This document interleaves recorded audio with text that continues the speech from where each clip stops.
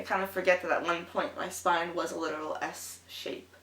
Hello everyone and welcome back to my channel. So today's going to be a different video. I'm going to be talking about my scoliosis story, which for those of you who don't know, scoliosis is a sideways curvature of the spine that occurs most often during the growth spurt just before puberty. You'll see it's like a curvature in the spine, and the cause of most scoliosis is unknown. So scoliosis is more common than you may think. I believe last time I checked, like a few years ago, it said 1 out of every 50 people has scoliosis. And usually it's more common in girls than guys. I was diagnosed with scoliosis when I was, I think, in 4th grade or so. I remember when I went to the doctor, they asked me to bend over just so they could measure and see how your spine is, because when you have scoliosis, the curvature in your spine makes one side of your back higher than the other. So by bending over, if one side is higher, it is usually because you have scoliosis. And you might have had this measured by your doctor if they've ever just like measured your back to see if it's even. So my doctor measured and said, well, this side seems higher, and then he asked me to go to get an x-ray done. So I went to go get the x-ray, and I was very shocked. And the first time we saw the x-ray, my dad was very worried because his mother had had scoliosis and it negatively impacted her life. There wasn't a cure really for, like, the surgery wasn't a cure at the time. They do think that is a cause of why she died at the age she did. So me having scoliosis was kind of worrisome to my dad and my mother. As we kept going to these appointments, every few months we'd noticed the curvature was getting more and more. So they asked me to go get a brace. So a back brace is a kind of a cure for scoliosis, a non-surgical cure. And what they do is they measure your body. It's kind of like a custom corset, except then they alter it to push your body in a certain way so that your spine will be straight. So my curve was like this, meaning that my ribs stuck out more on this side. So to counteract the spine, they would push my ribs this way and to my lower spine this way. So whenever I wore it, it was very painful, and it would just push my body in these contorted things, and it was really hard to wear for me. Some people wear it 20-something hours a day, but I couldn't even wear it past like 5 or 6. For me, it was just too painful. I know it works for other people, and they usually wear it in like their growth spurt years, and then they're fine for the rest of their lives. But for me, I tried, and I have a high pain tolerance, so I guess, I don't know, I was just one of the people that it didn't work for. I also don't think I have any photos of me in my brace, but if I do, I'll put them up around here. So after the brace not working and my parents trying to convince me to wear it, but I would just break down into tears sometimes because it was just so painful and hard to wear, that we started discussing the surgery that I would have to have. So my back had probably reached around, I think it was like 60 degrees on the top curve before my surgery, but until that point it kept growing, and it was very scarring, you know, when you just walk into a doctor's office and you're just kind of hoping that it didn't grow, and no matter like how much effort, there's nothing you can do about it.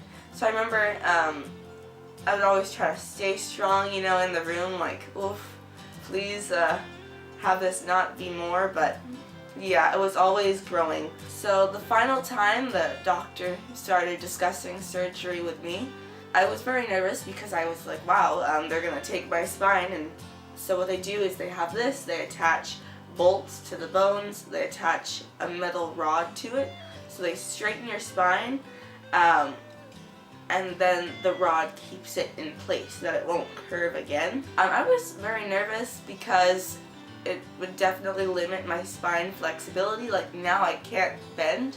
Like, if I try to slouch, you know, it's physically impossible, which I guess is a good thing, you know, now I have good posture all the time.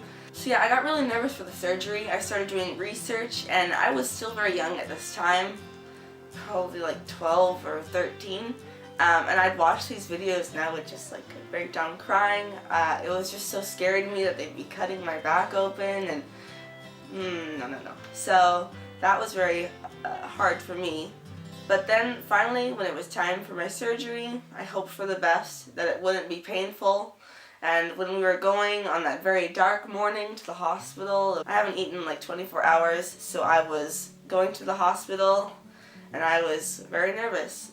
I remember I took a photo, put it here or something, right before my surgery when I was put on lots of drugs. And to be honest, I don't remember anything.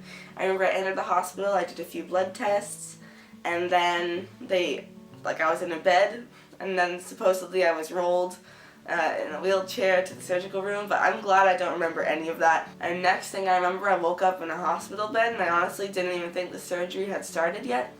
I was sitting, and I was just looking around like, whoa. But then I noticed that my back felt straight immediately. Even though I was on a bunch of painkillers and I couldn't feel anything in my body, my back just something was different. So these are my before and after photos of my surgery. It's kind of crazy to me that my spine was like that. I kind of forget sometimes. So yeah, I stayed in the hospital for 2 days. I didn't really feel any pain. It was hard the first time having to learn to walk again, because after you go through such a dramatic change of this to this, your body just kind of has to relearn to do a few things. There was a really nice night nurse that would help me get up, walk around. I remember one time I was like, you can go to sleep, it's fine, you don't need to be here with me. And she was like, nope, it's my job. And when you're in the hospital, for me anyway, they had me kind of flip sides so that the blood would be draining properly out of whatever was going on. Some of you may be wondering about the scar. So right now it's healing pretty well. I haven't shown it to the sun in at all.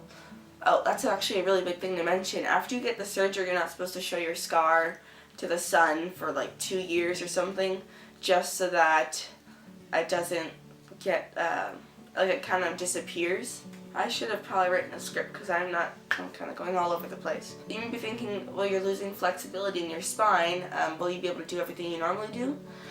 I can't do curl-ups, where you curl up, my back doesn't bend. I can always bend from the waist, and that's where you mostly bend anyway when you're picking up things, or when you're just bending anytime, it's usually from the waist. The biggest things after the surgery is that they really push you to stay active, to just keep your body moving.